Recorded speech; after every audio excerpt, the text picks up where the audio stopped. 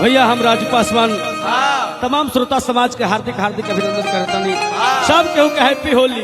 Happy Holi. Driver के गाना ढेर कोई गावता, लेकिन ड्राइवर के मेहरारू पर कोई गावत नहीं किया। ना ना ना। तो सोचा तनी एगो प्रयास ड्राइवर साहब के भी अच्छा लगी।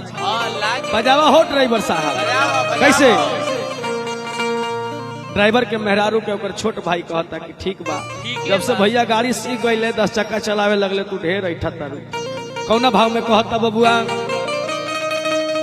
कि यार ड्राइवर के मौगी केतना ऐठो है रे, अगे यार खड़ा करके बैठो है।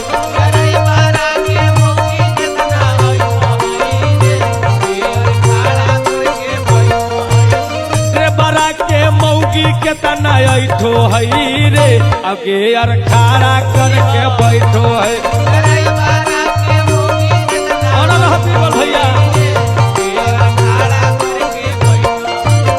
खड़ा करके बैठो है गे यार खड़ा करके बैठो है।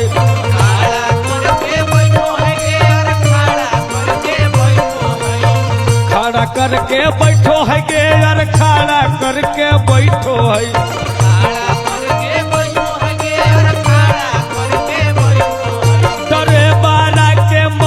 केतना ऐठो है रे, अगे यार खड़ा करके बैठो है।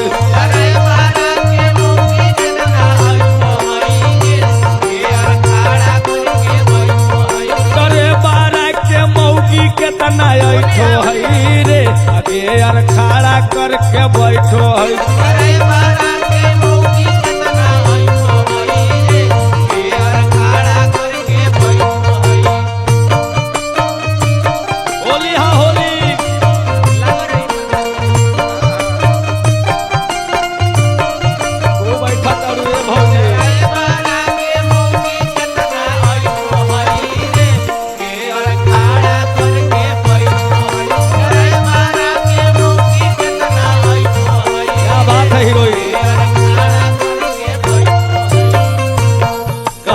भौजी ढेर ऐठा फागुन है देवरे के महीना है तो ऐठन छोड़ा दे। कहत का अरे अपने से आगे डाले अपने से पाछे,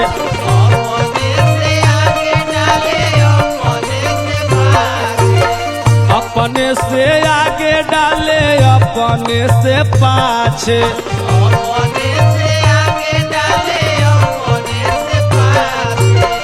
अपने से आगे डाले अपने से पीछे,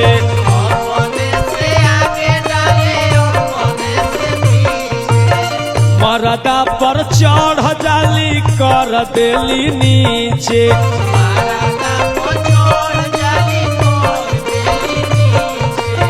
और का करत तारी अपने से हौरन दूनू ऐठेली रे, अगे यार खड़ा करके बैठेली। क्या बात है हीरोइन होली होली हो। अरे अपने से हौरन दूनू ऐठो है रे, अगे यार खड़ा करके बैठो है।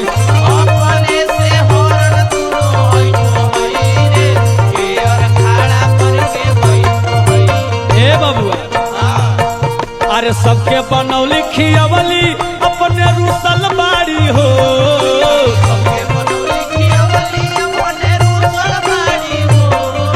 सबके बनौली खियवली अपने रूसल बाड़ी हो।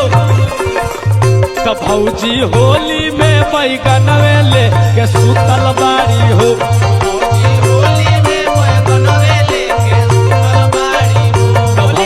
होली में बैगन ले के सुतल बाड़ी हो।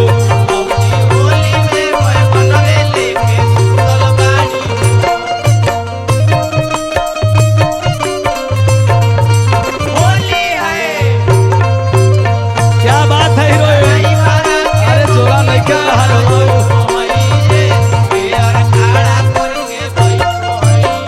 बाबू होलिया के फायदा उठावे ना भतार से।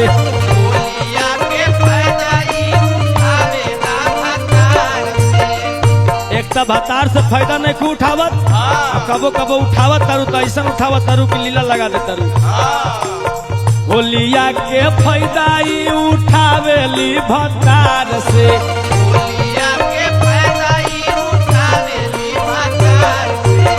रंग डलावा तारी कपड़ा उतार के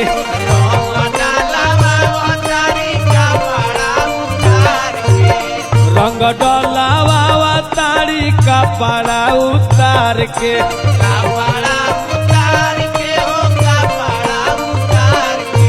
सुन गए अब रजुओ डालता हूँ चाहे एक खातिर गोली चलतो चाहे बम लेकिन रजुओ डालता हूँ रजुआ के देखी देखी बैठो ही गे आगे यार खड़ा करके बैठो है